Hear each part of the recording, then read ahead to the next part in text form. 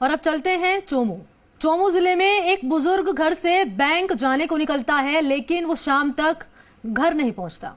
पीड़ित परिवार थाने में गुमशुदगी की रिपोर्ट दर्ज कराता है और जब सीसीटीवी के जरिए वारदात का खुलासा होता है तो पुलिस के साथ साथ इलाके के लोग भी सन्न रह जाते हैं। बुजुर्ग व्यक्ति की हत्या हो चुकी होती है और हत्यारा वही रहता है जो पीड़ित परिवार के साथ गुमशुदगी की रिपोर्ट दर्ज कराने थाने गया होता है। देखिए किस तरह से एक शातिर हत्यारे ने विश्वास का कत्ल करते हुए बुजुर्ग को मौत के घाट उतार दिया।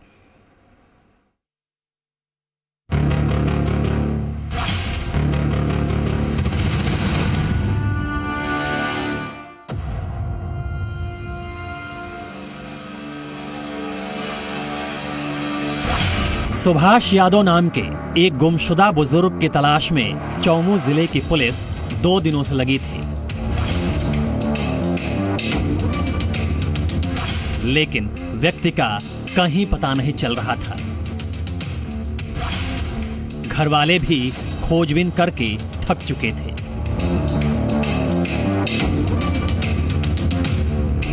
जिसके बाद 19 जुलाई को थाने में गुमशुदगी की रिपोर्ट दर्ज कराई गई थी। पुलिस सभी एंगल से जांच में लगी थी, लेकिन हाथ तभी भी खाली थे। आखिर पुलिस ने सीसीटीवी का सहारा लिया। सीसीटीवी फुटेज खंगालते ही सारे राज का पर्दाफाश हो गया।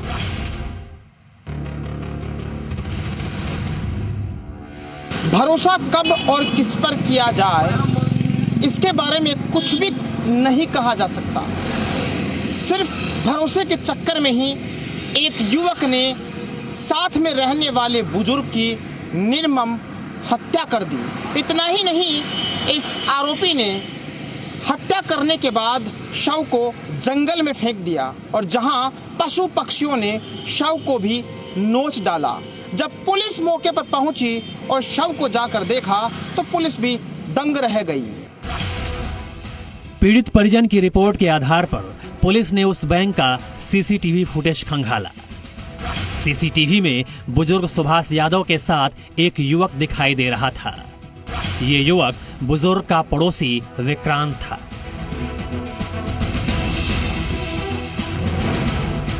ये वही युवक था जो पीड़ित परिजनों के साथ गुमशुदगी की रिपोर्ट दर्ज कराने थाने भी गया था। अब पुलिस को यह मामला समझने में देर नहीं लगा, जिसके बाद सबसे पहले पुलिस ने विक्रांत को हिरासत में लेकर पूछताछ शुरू की।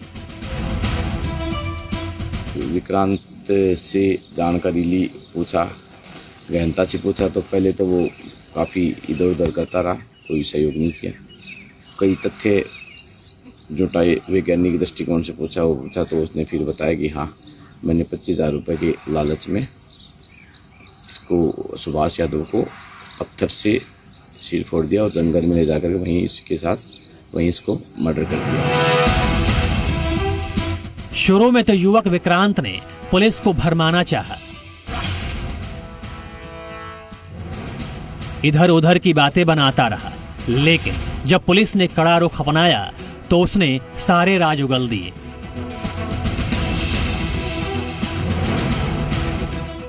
उसने पुलिस को बताया कि कैसे पैसों की लालच में उसने बुजुर्ग सुभाष यादव को पत्थरों से कोचकर मौत के घाट उतार दिया है।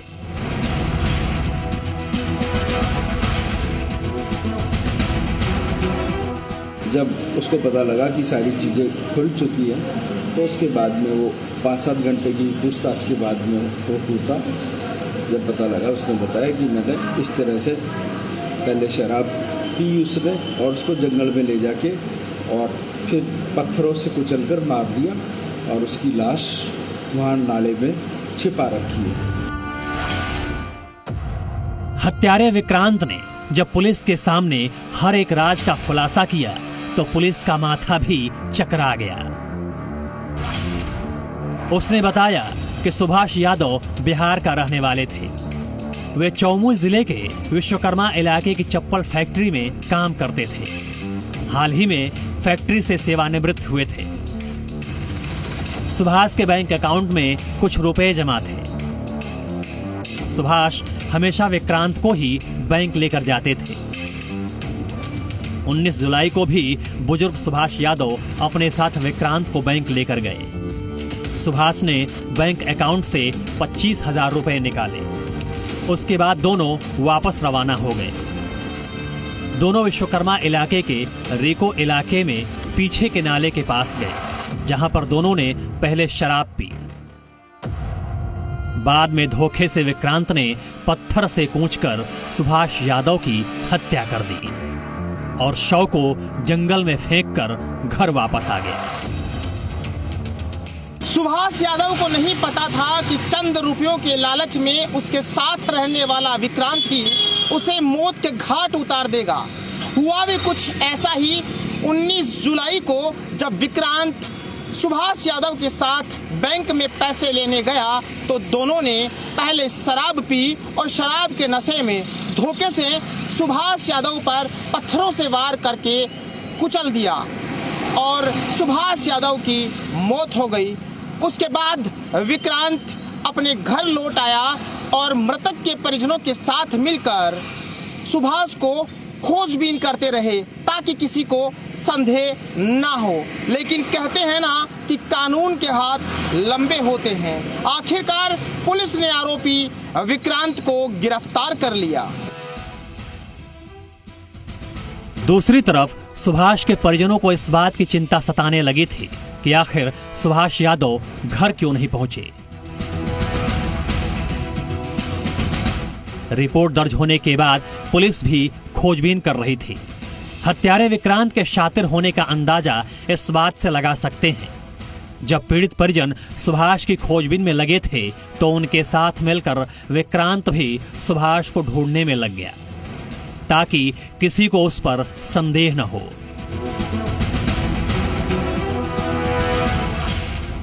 इधर सुभाष का पता लगाने के लिए पुलिस टीम का गठन किया गया। जांच के क्रम में पुलिस टीम ने आसपास के लगे सीसीटीवी फुटेज खंगाले, लेकिन जब पुलिस ने बैंक में लगे सीसीटीवी फुटेज को खंगाला तो बैंक में सुभाष के साथ विक्रांत नजर आया, जिसके बाद पूरी वारदात से पर्दा उठ गया। हत्यारे विक्रांत को गिरफ्तार करने के लिए डीसीपी वेस्ट वंदिता राणा के निर्देशन में पुलिस टीम का गठन किया गया और पुलिस ने 12 घंटे में इस पूरे हत्याकांड का खुलासा कर आरोपी विक्रांत को गिरफ्तार कर लिया। आरोपी की निशानदेही पर ही पुलिस ने शव को बरामद किया। पोस्टमार्टम कराकर शव भी परिजनों को सौंप दिया है। इधर पुलिस अब विक्रांत से पूछताछ करने में जुटी है। हत्यारे विक्रांत की निशानदेही पर पुलिस ने विश्वकर्मा के रेको इलाके के जंगल से मृतक सुभाष की डेड बॉडी को बरामद किया। शव भी क्षत विक्षत हो चुका था। पूरा इलाका दुर्गंध से भरा था। पशु पक्षियों ने भी शव के अलग अलग टुकड़े कर दिए थे। पुलिस ने किसी तरह शव के टुकड़ों को उठाकर पोस्टमार्टम करवाया और शव को परिजनों को सौंप दिया।